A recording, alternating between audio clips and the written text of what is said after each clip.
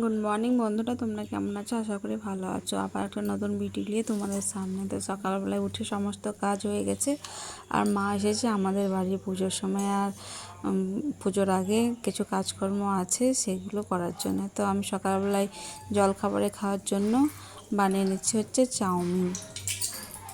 ডিম দিয়ে চাউমিন করছি। এখন তো সবজি কিছু নাই, শীতের সময় থাকে গাজর মটরশুঁটি সব কিছু দিয়ে করা যায়। এখন সেরকম কিছু না, এখন পেঁয়াজ লঙ্কা আর ডিম দিয়েই করবো। তার দেখো বলতে বলতে আমি চাউমিন সিদ্ধ করে ডিম ভেজে পেঁয়াজ ভেজে এদিকে চাউমিনগুলোও দিয়ে দেবো। বলতে বলতে কড়াইয়ের মধ্যে দিয়েও দিয়েছি। তো একা একা ক্যামেরা ধরা, একা একা রান্না করা, শ্যুটটা নিতে গিয়ে ক্যামেরা ঠিকঠাক হচ্ছিল না। তো যেমনভাবে হয়েছে প্লিজ তোমরা একটু অ্যাডজাস্ট করে নিও। তো দেখো বলতে বলতে চাউমিন করাও হয়ে গেছে, আর আমরা তিনজনা নিয়ে নিয়েছি খাবো বললে। আর এটা আমার বরের জন্যে, আর বড় ছেলেটা নাই, সেই জন্যে প্রাইভেট থেকে এসে খাবে। তো ওদিকে চাউমিন খেয়ে রান্নার জোগাড় করে নিয়েছি। আজকে চিকেন নিয়ে আসা হবে, তো ভেন্ডি ভেজেছি আর আমি সব কিছু জোগাড় করে রাখলাম। বড় মাসা এসে রান্না করবে, আর আমি এদিকে নাড়ু করবো নারকেলের। তাই নারকেলগুলো সব ফাটিয়ে নিলাম, আমাদেরই গাছের নারকেল।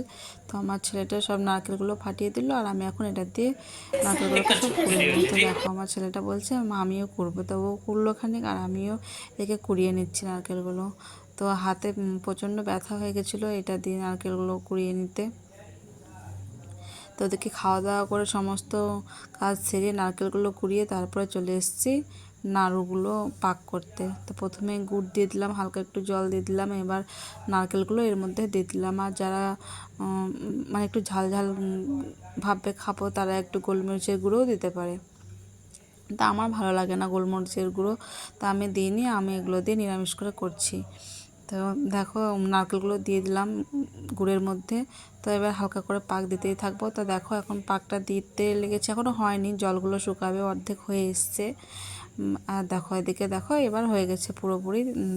এবার মানে কড়াইয়ে যখন মানে গোটা ধরে যাবে ছেঁচকার সাথে, তখন আমি এদিকে একটু দেখেও নিলাম যে পাকানো হচ্ছে কিনা। তা পাকানো হচ্ছে, এবার নামিয়ে নিয়ে লাড়ুগুলো তৈরি করতে লাগবো। তো দেখো বলতে বলতে সব নাড়ু তৈরিও হয়ে গেল।